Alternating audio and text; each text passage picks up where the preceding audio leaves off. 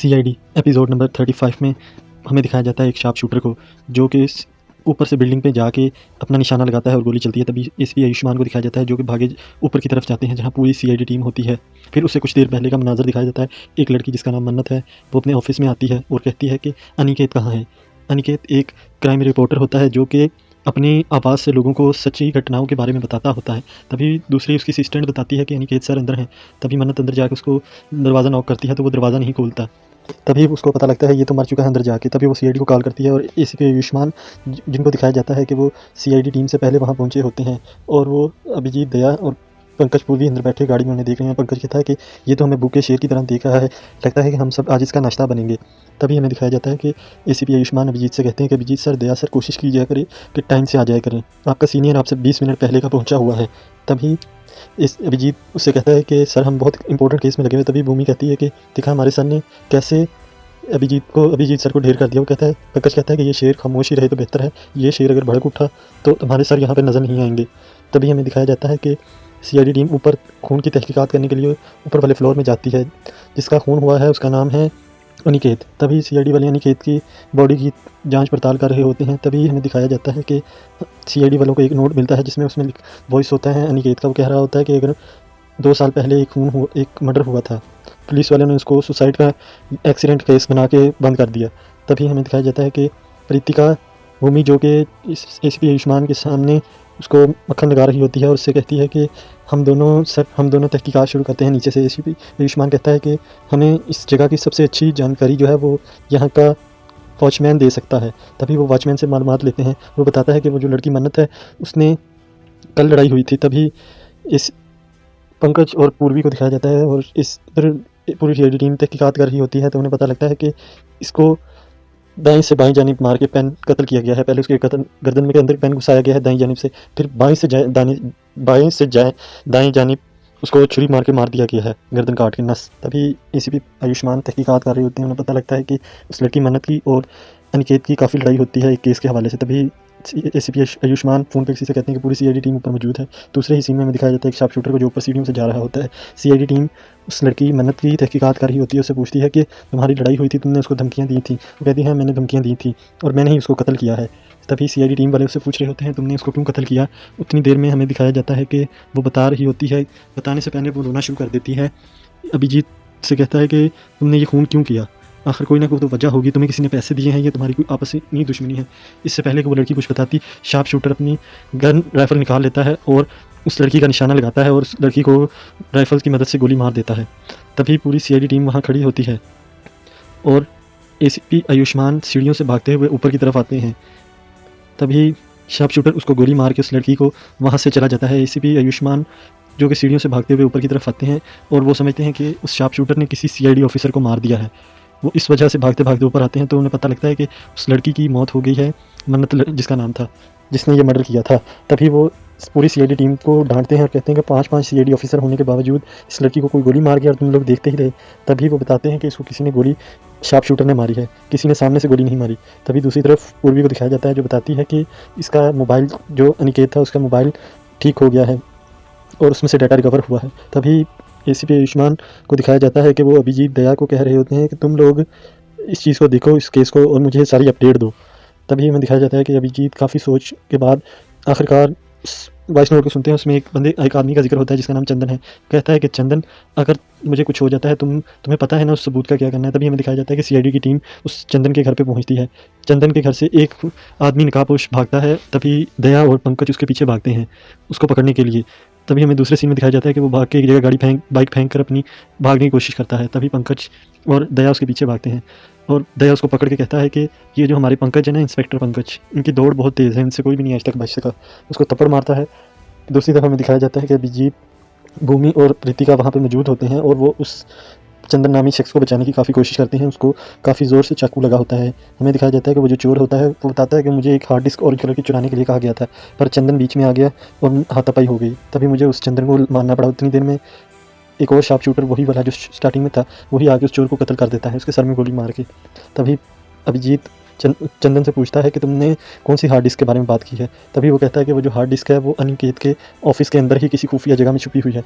तभी CID team Abhijit और दया आमने सामने आते हैं। दया बताता है कि उस चोर को भी मार दिया किसी शार्प शूटर ने। अभिजीत बताता है कि चंदन की भी मौत होगी, पर उसने कहा ऑफिस में ये हार्ड डिस्क होगी। तभी पूरी सीआईडी टीम हार्ड डिस्क ढूंढने के लिए ऑफिस में पहुंच जाती है। तभी हमें दिखाया जाता है कि पूर्वी को एक जगह मशकूक लगती है और वो सीआईडी को बताती है टीम को। वो उस जगह को खोलते हैं और वहाँ से एक लॉकर बरामद होता है। तभी उन्हें भूमि बताती है कि ये वो लॉकर है, अगर हमने 3 दफ़ा पासवर्ड गलत लगाया तो ये अंदर इसके एक केमिकल है जो खुद ही फटेगा और इसके अंदर जो चीज़ होगी वो खुद ब खुद ख़त्म हो जाएगी, जल जाएगी और हमारे हाथ कुछ भी नहीं आएगा। तभी वो सोचने लगते हैं कि इसका क्या हो सकता है। वो उसकी डेट ऑफ बर्थ लगाते हैं। तभी दया के जहन में आता है कि उसके हाथ पे 2301 कोड डायल था, नाम का टैटू बना था। वो डायल करते हैं तभी खुल जाता है लॉकर।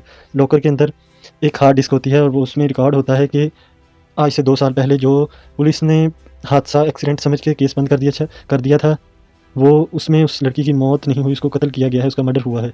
तभी वो बताता है कि उसको कुछ ऐसा पता लग गया था जिसकी वजह से उसकी मौत होगी और हम सबकी भी मौत हो जाएगी, लेकिन उससे पहले हम एक अच्छा काम करके जाना चाहते हैं। उसमें बच्चों की तस्करी के बारे में जिक्र बताया कि चंदन की बीवी एक जगह काम करती थी अनाथ आश्रम में, वहीं पर ही गड़बड़ थी, वहाँ पे बच्चों की तस्करी होती थी। उसने अपने हस्बैंड चंदन को बताया, उसने बाकी अनिकेत और मन्नत जो स्टार्टिंग में 2 मर्डर हुए उन दोनों को बताया। उन्होंने इस राज को फाश करने के लिए सबूत इकट्ठा करने शुरू किए, पर उन्हीं की वजह से इन सब की भी मौत हो गई। तभी हमें दिखाया जाता है कि एसीपी आयुष्मान भूमि और प्रीतिका को कहते हैं कि तुम लोग बेस बदल के जाओ। तभी याद रहे कि अभिजीत ये ऑर्डर देना चाहते थे, पर एसीपी आयुष्मान ने बीच में टांग फंसा दी। तभी हमें दिखाया जाता है कि प्रीतिका और भूमि उस अनाथ आश्रम में जॉब के लिए जाते हैं और कहते हैं कि हमारे टेस्ट चल रहा है, हमें इस ऑफिस हॉस्पिटल में जॉब मिल जाएगी। उसके लिए उन्होंने पहले रिक्वायर्ड किया है कि अनाथ आश्रम में पहले बच्चों को ट्रीटमेंट दो ताकि हमें पता लग सके तुम्हारा थोड़ा बहुत एक्सपीरियंस है। बड़ी मुश्किल से उन्हें नौकरी मिल जाती है। तभी वो रात को उनके रूम में जाती हैं जिधर सारा कुछ डाटा कलेक्ट हुआ होता है पूरे अनाथ आश्रम का। तभी वहाँ पे उन्हें पता लगता है कि ये जो बच्चे अगवा होते थे, बच्चे गायब हो जाते थे अनाथ आश्रम में से, अगले ही दिन उनके अनाथ आश्रम के एक अकाउंट में, खुफिया अकाउंट में बहुत सारे पैसे ट्रांसफ़र किए जाते हैं। तभी वो समझ जाते हैं कि बच्चों की तस्करी का मामला है, ये रैकेट बहुत बड़ा और ख़तरनाक है। तभी वॉचमैन वहाँ पे आ जाता है। इतनी देर में वो जब चेक कर रहा होता है, वो दोनों भूमि और प्रीति का छुप जाते हैं, लाइट्स ऑफ कर देते हैं। तभी हमें दिखाया जाता है कि सीआईडी टीम अपने ब्यूरो में मौजूद होती है। तभी एसीपी आयुष्मान वहाँ पे आते हैं और कहते हैं कि तुम लोग, अब तो क्लियर हो गया है कि वहाँ पे बच्चों की तस्करी का काम चल रहा है, तो तुम लोग तैयारी पकड़ो, भूमि और प्रीति का वहाँ पे रेड मारो और सबको गिरफ्तार कर लो। तभी अभिजीत कहता है कि मैं किसी को भी रेड नहीं मारने दूंगा, क्योंकि वहाँ बच्चों की जान खतरे में है। वो लोग अगर बच्चों को बेच सकते हैं तो बच्चों को वो मार भी सकते हैं हमारे सामने, बच्चों को बेबस करके आगे हथियार बना सकते हैं हमें कमज़ोर करने के लिए। दया कुछ नहीं बोलता। तभी अभिजीत वहाँ पे कहता है कि सर आप मुझे बेशक सस्पेंड कर दीजिए, पर मैं ये आपका ऑर्डर नहीं मानूंगा, आप मुझे सस्पेंड कर दें, आप जो मर्ज़ी मुझे सज़ा दें। तभी एसीपी आयुष्मान सोचता है कि अभिजीत कुछ ना कुछ तो सही कह रहा होगा। वो कहता है तुम्हारे पास प्लान बी होगा। ठीक है अभिजीत, तुम्हारे पास प्लान बी है, उसको आजमाओ। तभी हमें दिखाया जाता है अगले सीन में पंकज जो कि एक शेख बना होता है, पूर्वी उसकी बीवी होती है और दया उसका सेक्रेटरी होता है और साथ उसके गनमैन होते हैं। तभी वो उसी अनाथ आश्रम में जाते हैं और वहाँ पे पहुंचकर वो बच्चे की डिमांड करते हैं। वो कहते हैं कि ये फॉर्म है, इसको फिल कर दें। तभी पंकज गुस्से में आके कहता है कि हम तुमको इतना पैसा देगा और तुम हमसे फॉर्म मांग रहा है, फाड़ के फेंक देता है। तभी उस अनाथ आश्रम का पीएन आ जाता है और कहता है सर मैं आपको बच्चा लेके दे सकता हूँ बगैर किसी कागजात के। पंकज कहता है ठीक है। तभी पीएन एक कागज़ देता है और कहता है कि सर इस पते पे आ जाइएगा। तभी अगले दिन हमें दिखाया जाता है कि पूरी सीआईडी के जो मेंबर हैं, दया, पंकज, पूर्वी और मुख्तलिफ गार्ड्स वहाँ पे पहुँच जाते हैं और वहाँ पे बच्चों की बोली लग रही होती है कि ये बच्चा इतनी उम्र है, ये इसका कलर है, इतनी हाइट है, ये लड़की है, लड़का है, उस हिसाब से बोली लग रही होती है। तभी हमें दिखाया जाता है कि अभिजीत उनसे राब्ते में होता है और वो दया से कहता है कि तुम छुप के जाके पूरी जगह की तहकीकात करो। तभी अभिजीत पीछे से पंकज को भी कहता है कि तुम आगे सब कवर कर लेना, क्योंकि दया जा रहा है, कोई पूछे तो बता देना ये इधर ही है। तभी हमें दिखाया जाता है कि अब दया वहाँ पे मुख्तलिफ गार्ड्स को मारता हुआ काफ़ी गहराई में एक खुफिया कमरे में पहुँचता है जहाँ पे बच्चों को बंदी बना के रखा गया होता है। तभी हमें दिखाया जाता है कि दया काफ़ी खतरों से खेल के कुछ गार्ड्स को ज़ख्मी करके, कुछ को जान से मार के वहाँ पहुँच जाता है, लेकिन एक गार्ड बच जाता है जो कि जब दया उससे पूछ रहा था बच्चों से कि आप लोग ठीक तो हैं, तभी दया पे पीछे से हमला करता है और दया को काफ़ी चोट आती है, पर फिर भी दया अपने आप को कंट्रोल करके उस गार्ड के ऊपर पीछे पीट करके उसके ऊपर वार करता है। तभी हमें दिखाया जाता है कि अभिजीत पंकज और पूर्वी को ऑर्डर देते हैं कि तुम लोग अलर्ट हो जाओ, हम अंदर आ रहे हैं। तभी वो हमला करके अंदर आ जाते हैं और वो कहते हैं, दया वहाँ पे ज़ख्मी होता है और अभिजीत कहता है कि माफ़ कीजिएगा, हमें आप लोगों को डिस्टर्ब करना पड़ रहा है, पर आप लोगों का अब ये धंधा ख़त्म।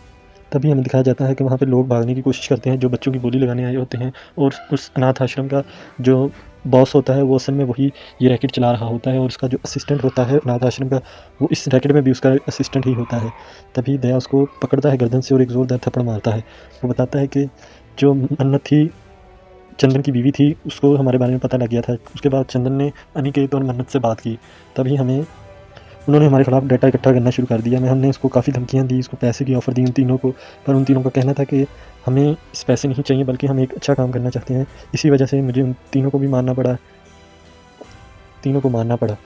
तभी हमें अगले सीन में दिखाया जाता है कि अभिजीत, दया, अगले सीन में हमें दिखाया जाता है कि एसीपी आयुष्मान एसीपी प्रतिमान की तस्वीर को जला रहे होते हैं, और काफ़ी शातिर आँखों से उसकी तरफ देख रहे होते हैं, तस्वीर को जलता हुआ। एसीपी